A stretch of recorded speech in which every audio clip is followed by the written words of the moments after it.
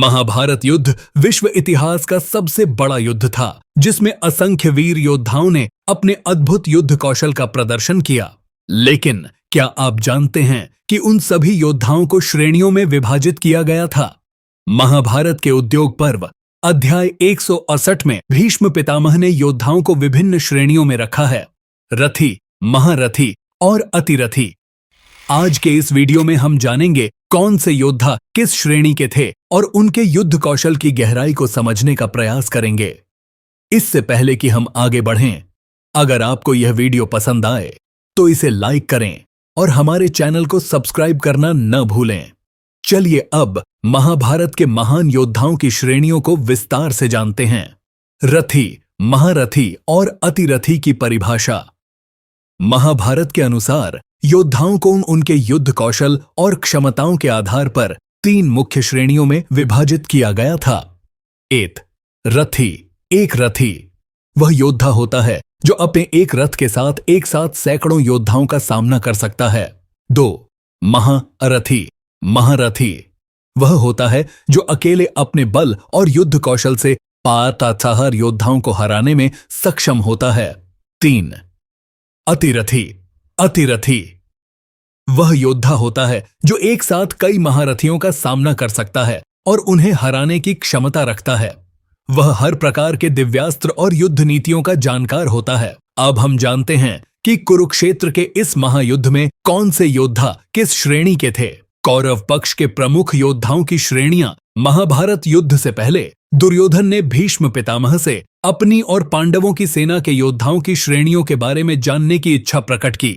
आइए देखते हैं भीष्म पितामह ने कैसे कैसे महान योद्धाओं की श्रेणी बताई। भीष्म पितामह। सबसे पहले भीष्म पितामह ने अपने बारे में कहा कि वह खुद महारथी हैं।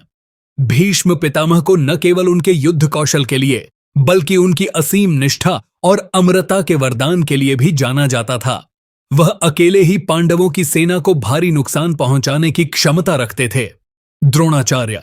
द्रोणाचार्य कौरवों के महान गुरु और धनुर्विद्या के अद्वितीय जाता को भी भीष्म पितामह ने महारथी बताया। द्रोणाचार्य अकेले ही देवताओं, गंधर्वों और मनुष्यों को नष्ट करने की क्षमता रखते थे। उनके दिव्यास्त्रों की जानकारी युद्ध में उन्हें अजेय बनाती थी। अश्वत्थामा। अश्वत्थामा द्रोणाचार्य के पुत्र भी एक महारथी थे। उनके धनुष से निकले बाण एक साथ अनेक शत्रुओं को मारने में सक्षम थे। हालांकि भीष्म पितामह ने उन्हें अधिरथी माना क्योंकि उनमें जीवन के प्रति अति मोह था। उनकी अजेयता के बावजूद उनका यही मोह उनकी सबसे बड़ी कमजोरी थी। कर्ण। कर्ण का वर्णन भीष्म पितामह ने एक बेहद दिलचस्प तरीके से किया।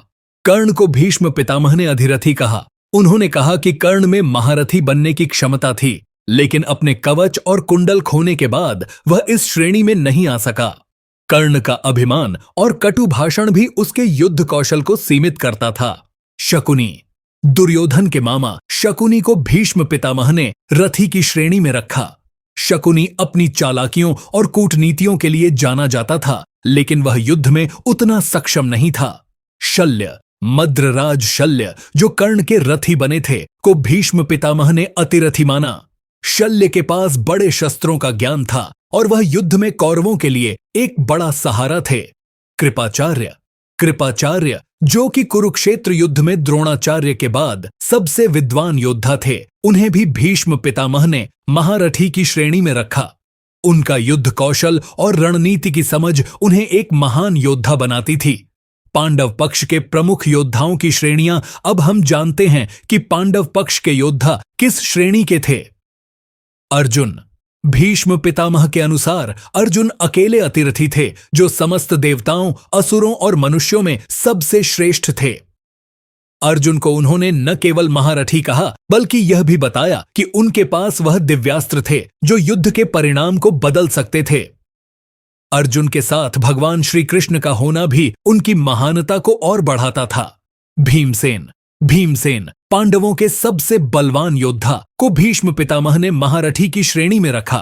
भीम अकेले ही कई रथियों का सामना कर सकते थे और अपनी गदा युद्ध कौशल के लिए प्रसिद्ध थे। युधिष्ठिर। पांडवों के सबसे बड़े भाई युधिष्ठिर को भी भीष्म पितामह ने महारथी माना। युधिष्ठिर न केवल युद्ध में अद्वितीय थे बल्कि उनकी धर्मनिष्ठा और सटीक निर्णय क्षमता भी उनकी सबसे बड़ी ताकत थी। अभिमन्यु। अर्जुन के पुत्र अभिमन्यु को भीष्म पितामह ने महारथी कहा। अभिमन्यु युवा होने के बावजूद युद्ध में असाधारण थे। चक्रव्यूह को भेदने की उनकी क्षमता ने उन्हें एक महान योद्धा के रूप में स्थापित किया। घटोत्कच। भीमसेन के पुत्र घटोत्कच को भी भीष्म पितामह ने अतिरथी कहा। घटोत्कच मायावी शक्तियों से युक्त थे और रात के युद्ध में उनकी ताकत और भी बढ़ जाती थी। द्रौपदी के 5 पुत्र। भीष्म पितामह ने द्रौपदी के 5 पुत्रों को भी महारथी की श्रेणी में रखा। इन 5 ने अपनी वीरता और युद्ध कौशल से युद्ध में पांडवों की सेना को मजबूती दी थी। द्रुपद और विराट।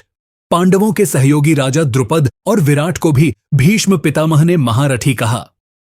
ये दोनों राजाओं ने अपने अपने क्षेत्रों में अद्वितीय वीरता का प्रदर्शन किया था और पांडवों के लिए सच्चे मित्र सिद्ध हुए थे। बार्बरिक, जिसकी क्षमता अद्वितीय है। उनके पास त्रिलोकदर्शी शक्तियां थीं, जिसका अर्थ है कि वे तीनों लोकों में जो कुछ भी हो रहा है उसे देख सकते हैं। उनके पास सिर्फ 3 बाण हैं, लेकिन वे इन बाणों से पूरी दुनिया का विनाश कर सकते थे।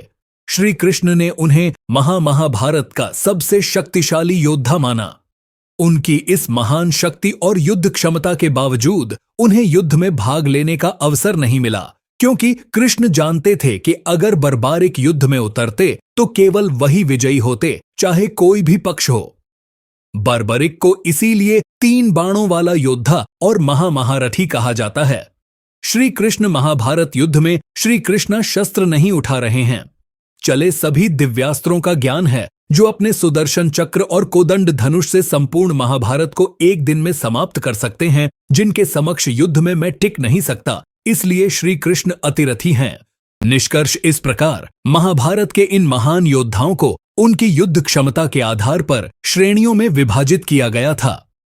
रथी, महारथी और अतिरथी की यह श्रेणियां हमें यह समझने में मदद करती हैं कि महाभारत युद्ध में किस योद्धा की क्या भूमिका थी और उनके युद्ध कौशल की गहराई कितनी थी।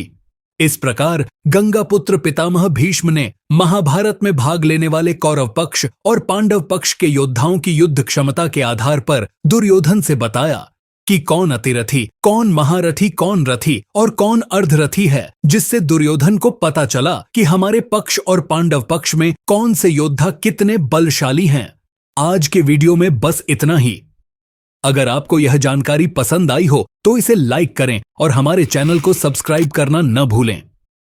आने वाले समय में हम महाभारत के और भी गहरे रहस्यों और कहानियों को आपके सामने लाते रहेंगे। जुड़े रहें हमारे साथ। जय श्री कृष्णा। श्री